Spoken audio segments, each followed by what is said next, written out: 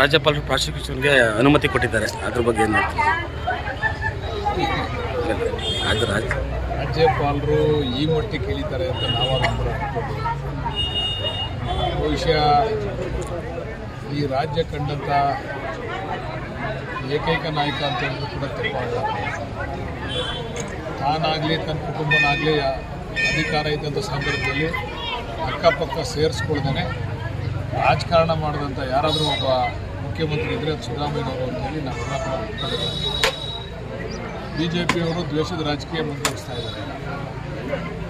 ಸಿದ್ದರಾಮಯ್ಯನವರು ಅವ್ರ ಕಾಲದಲ್ಲಿ ಆಗದೇ ಇರತಕ್ಕಂಥ ವಿಚಾರಗಳನ್ನು ಸಿದ್ದರಾಮಯ್ಯನವರ ಹಣೆಗೆ ಕಟ್ತಕ್ಕಂಥ ಕೆಲಸವನ್ನು ಮಾಡಲಿಕ್ಕೆ ಹೊರಟಿದ್ದಾರೆ.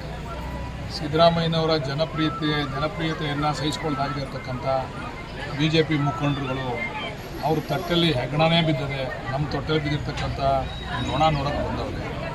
ಬಹುಶಃ ಇದರಿಂದ ಅವರೇನು ಕೂಡ ಸಫಲ ಆಗೋದಿಲ್ಲ, ಅವ್ರಿಗೇನು ಕೂಡ ಅನುಕೂಲ ಆಗೋದಿಲ್ಲ ಅಂತಕ್ಕಂಥದ್ದನ್ನು ನಾನು ಈ ಸಂದರ್ಭದಲ್ಲಿ ಹೇಳಲಿಕ್ಕೆ ಇಚ್ಛೆ ಪಡ್ತೀನಿ. ದೇಶದ ರಾಜಕಾರಣನ ಮಾಡಿದ್ರೆ ಬಹುಶಃ ಬಾಂಗ್ಲಾದೇಶದಲ್ಲಿ ಮತ್ತು ಶ್ರೀಲಂಕಾದಲ್ಲಿ ಯಾವ ರೀತಿ ಆಡಳಿತ ಪಕ್ಷ ಜನವಿರೋಧಿ ಧೋರಣೆಯನ್ನು ಅನುಸರಿಸಿ ಯಾವ ರೀತಿ ಆ ದೇಶದ ವ್ಯವಸ್ಥೆಗಳಾಗಿದ್ದಾವೆ, ಆ ವ್ಯವಸ್ಥೆಗೆ ಹೋಗೋದಕ್ಕೆ ಬಿ ಜೆ ಪಿಯವರು ಅವಕಾಶ ಮಾಡಬಾರ್ದು. ಯಾವತ್ತೂ ಕೂಡ ಇಷ್ಟು ದ್ವೇಷದ ರಾಜಕಾರಣಗಳನ್ನು ವಿರೋಧಿಗಳ ಮೇಲೆ ಮಾಡಿರ್ತಕ್ಕಂಥ ಉದಾಹರಣೆಗಳು ಯಾವುದೇ ಸಂದರ್ಭದಲ್ಲಿ ಇಲ್ಲ.